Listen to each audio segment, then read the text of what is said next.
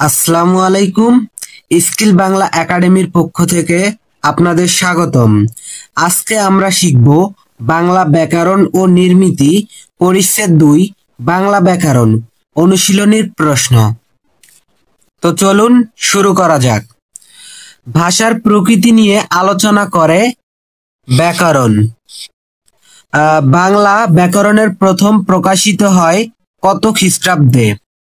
1743 খ্রিস্টাব্দে। ইংরেজি ভাষায় লেখা প্রথম বাংলা ব্যাকরণের রচয়িতা কে? Nathaniel Brassey Halhed.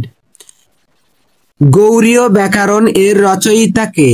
Rammohan Roy চন্দ্র। ভাষার ক্ষুদ্রতম উপাদান ধ্বনি।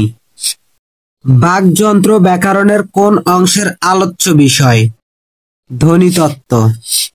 শব্দের অর্থ ও অর্থবৈচিত্র্য নিয়ে আলোচনা করে অর্থতত্ত্ব। নিচের কোনটি রূপতত্ত্বের আলোচ্য বিষয়? উপসর্গ। বাচ্য ও উক্তি ব্যাকরণের কোন শাখায় আলোচিত হয়? এটা হবে বাক্যতত্ত্ব। যোজক আলোচনা করা হয় বাক্যতত্ত্বে। তো বন্ধুরা, ভিডিওটা যদি আপনাদের একটুও উপকার হয় তাহলে স্কিল বাংলা একাডেমি চ্যানেলটি সাবস্ক্রাইব করবেন এবং লাইক কমেন্ট করে পাশে থাকবেন। ইনশাল্লাহ আমরা ভালো কিছু উপহার দেওয়ার চেষ্টা করব। তো আজকে এই পর্যন্তই। আল্লাহ হাফেজ।